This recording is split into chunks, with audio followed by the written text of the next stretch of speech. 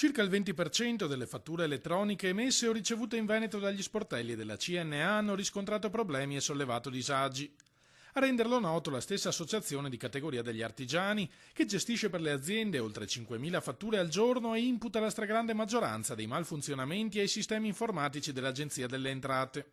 Noi abbiamo cercato in qualche maniera di preparare le imprese e di renderle pronte dal 1° gennaio, mentre in qualche maniera il programma e la gestione da parte centrale è ancora in difficoltà, insomma non funziona come dovrebbe funzionare.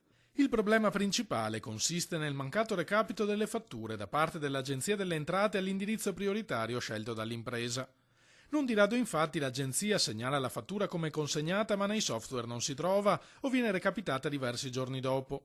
Inevitabili disagi e costi per le imprese che subiscono questo disservizio, destinato a peggiorare nelle prossime 48 ore.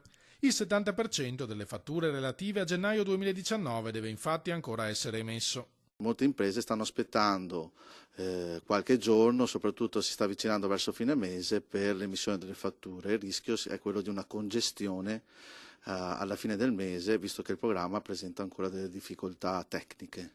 Secondo i dati diffusi dall'Agenzia delle Entrate viene emessa in questo periodo una media di 2,6 milioni di documenti al giorno, ben distanti dagli 8,5 milioni di quando il sistema funzionerà a pieno regime.